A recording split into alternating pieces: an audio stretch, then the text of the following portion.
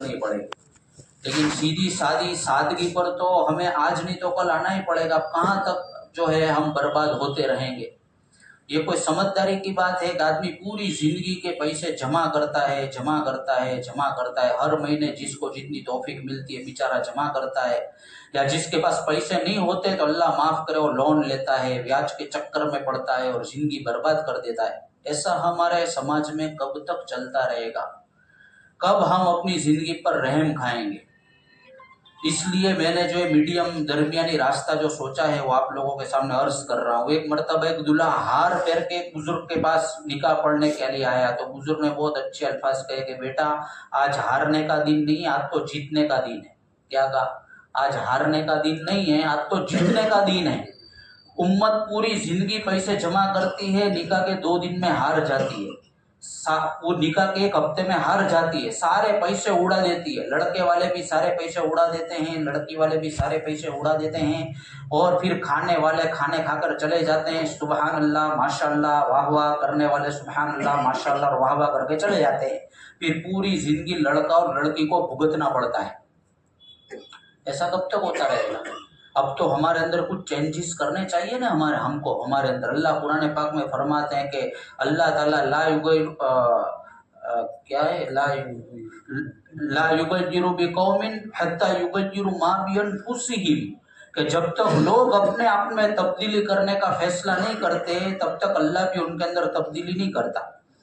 तो अब तो हमें अपने अंदर कुछ चेंजेस लाने पड़ेंगे ना। इस एतबार से मैं कुछ बातें आपको बता रहा हूँ। तो सबसे पहली बात तो ये कि निकाह का मामला जो है आपने नक्की किया कि भाई इस लड़के की शादी इस लड़की के साथ करनी है, बहुत अच्छी बात है, मुबारकबाद है कि आपने सुन्नत पर अमल करने का सोचा है। खाली आपके घर में इत्तिला कर दो, आपके भाइयों को, आपकी बहनों को, ज्यादा से ज्यादा आपके चचा है, फूफी है, खालू खाला है, मामू है, उनको इत्तिला कर दो, हो गया। ये तारीख लेना भी हो गया और सगाई भी हो गई, दोनों चीजें हो गई, ये 2 in 1 हुआ। उसमें तारीख ले लो। अभी एक निकाह थे तो उन्होंने कहा कि भाई 10 तारीखे आना लगन से ने, पहली तारीखे तारीख लेवा जावानु। तो मैंने कहा 10 तारीखे निकाह है वो तो नक्की है, तो तारीख लेने जाने का अलग मसला का, हाँ तारीख लेवानो अलग खर्चो, क्या जरूरत है ऐसे खर्चे करने की? तो जो है वो तारीख भी हो गई आपकी और मंगनी भी हो गई। और मंगनी में करना क्या है भाई, दूल्हे वाले मिलके जाएंगे दुल्हन के घर पर और जो है कि भाई हमारा रिश्ता है, आपको मंजूर है। सबसे पहले तो आपस में बातचीत होती है, उसके बाद इस्तिखारे वाला अमल नहीं होता। हालांकि दुल्हन को भी इस्तिखारा करना चाहिए और दूल्हे को भी इस्तिखारा। अब इस्तिखारे पर जाऊंगा तो बात लंबी हो गई, तो याद आ गया, इस्तिखारा दोनों को करना चाहिए। हजरत हुजूर सल्लल्लाहु अलैहि वसल्लम का पैगाम आया और हुजूर शासन के पैगाम से बड़ा पैगाम दुनिया में किसका हो सकता है? तो भी हमारी जो माँ थी उन्होंने इस्तिखारा किया कि नहीं मैं पहले इस्तिखारा करूंगी और फिर जो है हुजूर शासन को जवाब दूंगी। सोचने की बात है, इस्तिखारे वाला अमल होता ही नहीं। पहला तो हमारा बददीनी वहीं से शुरू हो जाती है, हमारी तबाही और बर्बादी वहीं से शुरू हो जाती है। सबसे पहले तो दोनों के घर वालों को, दूल्हा दुल्हन को इस्तिखारा करना चाहिए। आज एक रिवाज चला है मौलाना के पास जाके इस्तिखारा कराने का। मेरे पास कोई भी आता है मैं मना कर देता हूँ कि मेरे पास कितना इस्तिखारा करवाओगे? अरे तुम खुद इस्तिखारा करने वाले बनो, मुर्गी पालो मुर्गी। दूसरों के वहां से कब तक अंडे मांगोगे? अपनी मुर्गी बचाओ, खुद इस्तिखारा करना सीखो, तो हर काम में इस्तिखारा करोगे। वरना मौलाना के पास कितनी मरतबा इस्तिखारा कराओगे? फिर मौलाना ने इस्तिखारा कर दिया, गड़बड़ हो गई तो सारा अड़िया दड़िया टोपला मौलाना के ऊपर, कहा मौलाना इस्तिखारो करियो ना लोचो दियो, तो सब गड़बड़ मौलाना के सर पर। समझे ने? इसलिए खुद इस्तिखारा करने का, तो लड़की भी इस्तिखारा करे, लड़का भी इस्तिखारा करे। उसके क्या मसाइल है, क्या है क्या नहीं, वो उलमा से पूछ लेना, मैं उसमें नहीं जाऊंगा। उसके बाद फिर दूसरा स्टेप है, अब जमा हो जाओ, उसमें एहतमाम रखो, पर्दे का एहतमाम रखो। हमारे घरों में पर्दों का एहतमाम होना चाहिए। हमारे बहुत सारे घरों में मेरा जाना होता है तो हमारे इंजीनियर क्या होते हैं, गैर मुस्लिम होते हैं आम तौर से, और हमारे मुस्लिम इंजीनियरों के अंदर दीन नहीं है। इसलिए वो घर का दादरा और घर की सीढ़ी ऐसी ऐसी जगह से बनाते कि पर्दे का एहतमाम हो ही नहीं सकता, पर्दे का एहतमाम हो नहीं सकता। इस टॉपिक में भी मुझे नहीं जाना, ये जो है तामीरी काम, चौतर काम का टॉपिक है, इसमें भी मुझे नहीं जाना। लेकिन हमारे घरों में तो पर्दे का मुस्तकिल एहतमाम होना चाहिए। मर्द अलग रूम में बैठेंगे, औरत अलग रूम में बैठेगी, और फिर नक्की कर लो और शरबत पिला दो, कुछ मीठा खिला दो, हो गया। ये आपकी तारीख भी हो गई, तारीख नक्की कर डालो, 1 साल के बाद की, 2 साल के बाद की, जो भी आपको रखनी है, जिस तरह आपको कर रहे हो गया। तारीख का खर्च आपका बच गया, सगाई का खर्च आपका बच गया, या आपकी सगाई भी हो गई, आपकी तारीख भी हो।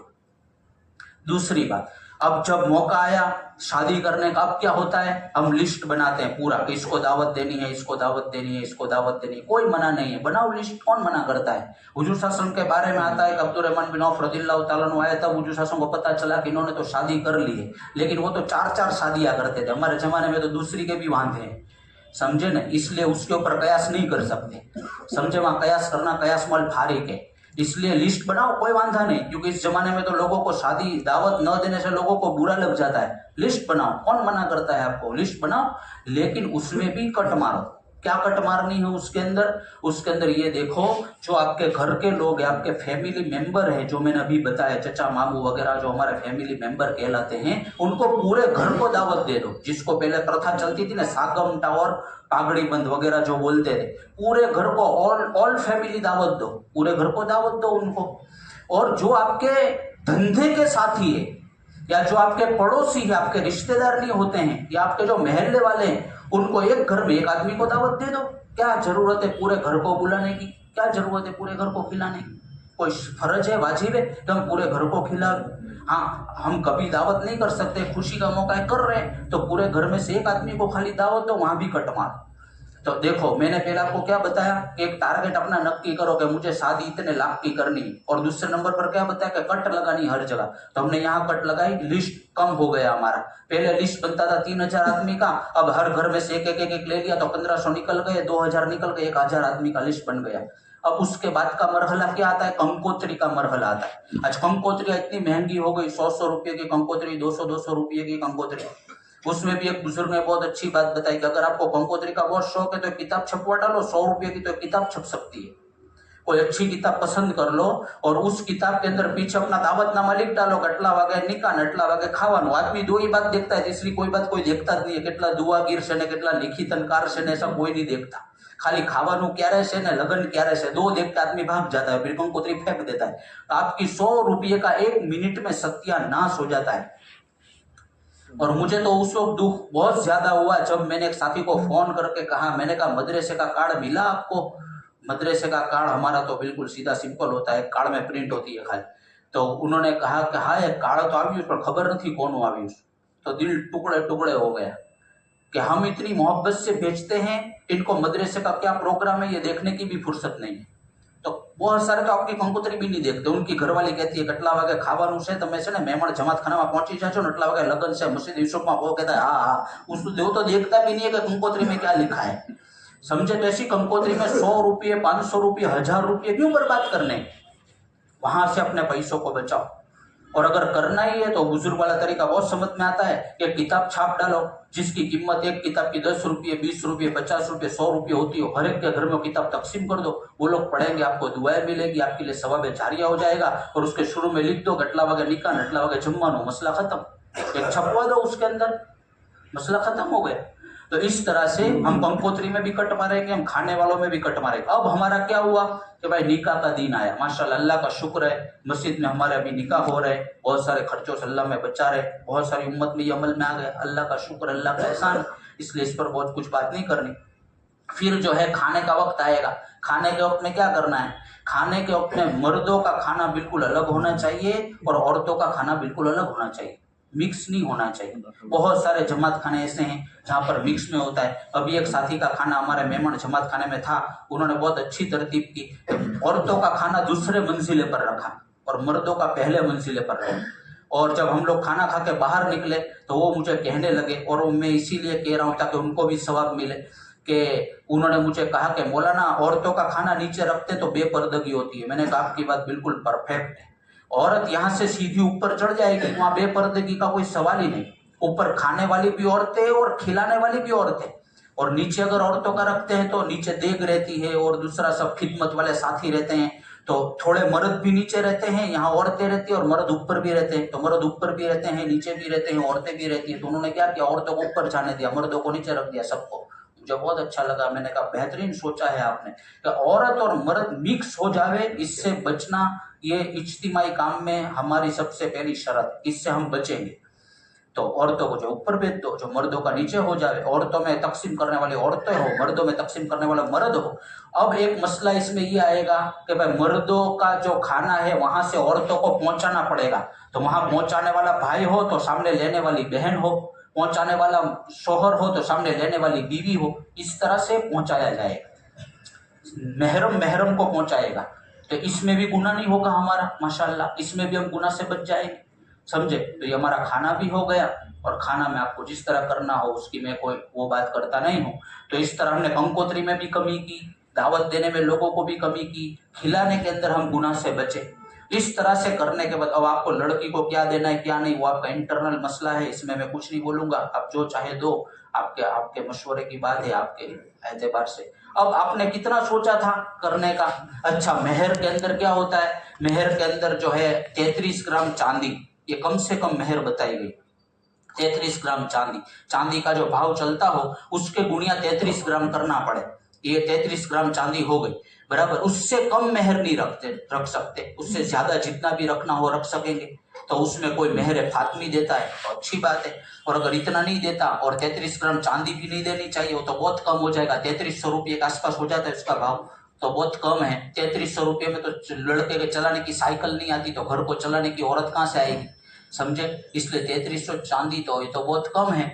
तो बुजुर्गों ने लिखा है कि जो आदमी मीडियम लेवल का है, जिसको अल्लाह ताला ने मीडियम बनाया है, और किसी के वो नौकरी करता है, तो उसको कम से कम अपने 2 पगार देने चाहिए, 2 तनख्वाह अपनी बीवी को देनी चाहिए, कम से कम अपनी कितनी 2 तनख्वाह अपनी बीवी को देनी चाहिए। इस तरह जो रजिस्टर लाते हैं, लाए होंगे रजिस्टर? अभी नहीं लाए, तो लिख के तो देना पड़ेगा ना मुझे। हाँ, तो रजिस्टर लाते हैं मस्जिद में, उसमें फोटो लगाते हैं, तो फोटो भी नहीं लगाना चाहिए। खैर सरकारी एतबार से जरूरत है तो अभी नहीं लगाने का, पहले निकाह पूरे हो जावे फिर आप घर चले जाओ, उसके बाद फोटो लगाने, क्योंकि मस्जिद में हम फोटो खोलेंगे तो ये फरिश्तों के आने की जगह है, और जहाँ फोटो होते हैं वहाँ फरिश्ते नहीं उतरते, तो मस्जिद में बहुत बड़ा गुनाह हो जाएगा। इसलिए फोटो यहाँ नहीं लगाने के, पहले यहाँ का जो प्रोग्राम है वो पूरा कर डालो, फिर घर जाके फोटो लगा दो। इसी तरह जो है ये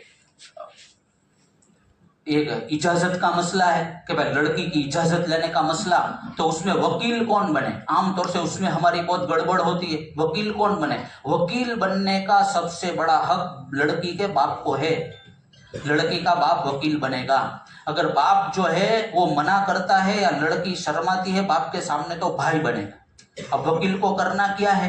वकील को करना क्या है? माशाल्लाह हमारी बहुत सारी कौम में तो अभी अल्लाह के फजल से फेरफार हो गया, लेकिन पहले तो ये था कि यहाँ से खड़े होकर जाते थे, लड़की की इजाजत लेके आते थे, तब तक सब बैठे रहते थे, और वो लड़की की इजाजत लेने जाना, लड़की बैठी है आसपास दूसरी औरतें बैठी है, सबके बीच में घुसना और उसकी इजाजत लेना, ये सब गुनाह के काम है?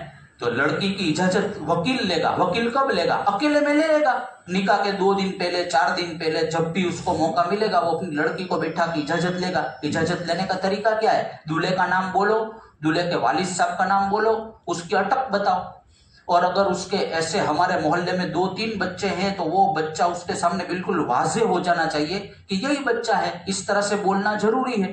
तो इस तरह से कहो कि मैं तेरा निकाह फलाने लड़के से कर रहा हूँ बेटी, तुझे मंजूर है, तुझे कबूल है। ये सुन के अगर औरत शर्मा जाती है तो भी कबूल है, वो कबूल है, उसका शर्माना या कबूल की निशानी है, उसका हाँ कहना यह भी कबूल की निशानी। तो ये अकेले में उसके पास इजाजत ले लेने की, इजाजत बाप अकेले में लेगा, भाई अकेले में लेगा, उसको कोई गवाह की जरूरत वहां नहीं है। वहां कोई गवाह, लड़की जब इजाजत देगी तब वहां 2 गवाह को ले जाना, वहां जरूरत ही नहीं है 2 गवाह की, वो तो 2 गवाह का साथ में रहना ही हराम है। वहां कहाँ गवाह वो लड़की को देखेंगे, लड़की के चेहरे को देखेंगे, समझे। इसलिए वहां कोई इजाजत लेने का मसला ही पैदा नहीं होता, गवाह के आने का वहां मसला ही पैदा नहीं होता। तो बाप इजाजत लेके रखेगा। फिर जब निकाह की मजलिस शुरू होगी, वकील का मतलब इतना है कि लड़की मजलिस में नहीं आ सकती, क्योंकि वो औरत जात है, इसलिए मजलिस में नहीं आ सकती, तो उसके बदले उसका बाप आया है, उसके बदले उसका भाई आया है, ये मतलब। अब भाई से पूछा जाएगा कि तूने तेरी बहन निकाह में दी, फिर दूल्हे से पूछा जाएगा कि हाँ मैंने कबूल की, उसने कहा कि दिया ने, वो दूल्हा कहेगा कि लिया किया। तो ये दिया और किया इतना जोर से बोलना जरूरी है कि 2 आदमी सुन लेवे। अगर इतना जोर से नहीं बोला कि निकाह में दिया और वो कहता है कि मैंने कबूल किया, इतना आहिस्ता से बोला कि 2 आदमी ने भी नहीं सुना, तो निकाह नहीं होगा, तो निकाह नहीं होगा। इतना जोर से बोलना जरूरी है कि 2 आदमी सुन ले। ये सारे हमको निकाह की तरतीब हमारी शरीयत ने सिखाई। तो मैंने ये यहाँ पर अपनी बात पूरी करता हूँ। और अब क्या कहूंगा, अब आखिर में आपने तो एक टारगेट नक्की किया था कि 5 लाख में निकाह करना है, 10 लाख में करना है, 15 लाख में करना है, 20 लाख में करना है, और आपने सब में कट मारी। आपने कंकोत्री में भी कट मार दी, और आपने जो है मांडवे वाले को भी नहीं बुलाया, और आपने बहुत सारी चीजों में कट मार दी। ये हल्दी है, पीठी है, ये तो सब गैरों की रस्में हैं। अल्लाह माफ करे, इस पर तो कुछ बोलना ही नहीं, ये तो हमारे अंदर होनी ही नहीं चाहिए। अब इन सारी चीजों पर कट मारते मारते मारते मारते मारते आपने नक्की किया था कि 20 लाख का निकाह करना है, लेकिन आपका निकाह हो गया 5 लाख में, आपका निकाह हो गया 3 लाख में। आपके हाथ में कितने बचे भाई बोलो? 15 लाख बच गए। 20 लाख का सोच के बैठे थे और अल्लाह ने 15 लाख बचा दिया। अब इस 15 लाख का करने का क्या? इस 15 लाख को अपने बेटे को दे दो, जिसकी शादी हो रही है उस लड़के को दे दो, और अगर लड़की वाले हो तो अपने जमाई को दे दो। और यूं कहो कि जा बेटा, बेहतरीन से बेहतरीन धंधा कर, हलाल कारोबार, अल्लाह से दुआ भी कर और नेक अमल भी कर और धंधा भी कर, और दोनों खुशी खुशी जिंदगी गुजारो। देखो दोनों की पूरी जिंदगी दुआएं मिलती रहे, पूरी जिंदगी आपको इन दोनों की दुआएं मिलती रहे। आज सबसे बड़ा मसला क्या है? मोहंगवारी का मसला। उम्मत के लिए सबसे बड़ा मसला कौन सा है आज के जमाने में? और हदीस में आता है, इसका खुलासा है कि कुफ्र तो इतनी खतरनाक चीज है कि वो फक्र तक पहुंचाते हैं। फक्र यानी गरीबी इतनी खतरनाक चीज है कि कुफ्र तक पहुंचा देती है आदमी को। जब गरीबी आदमी पर आती है ना, तो बाज मर्तबा आदमी ऐसे अल्फाज बोलता है कि वो काफिर हो जाता है, इस्लाम में से निकल जाता है कि नऊजुबिल्लाह, अल्लाह ने तुम्हारी कहीं पड़ी नहीं, अल्लाह तुम्हारी हमें कहीं जोता नहीं, अल्लाह तो मनऊजुबिल्लाह मारू का हारू करता नहीं, इस्लाम में से निकल जाता है। इसलिए ये पैसे अपने बेटे को दे दो कि जा बेटा हलाल कमा, बेहतरीन कमा और पूरी जिंदगी खुशी के साथ गुजार।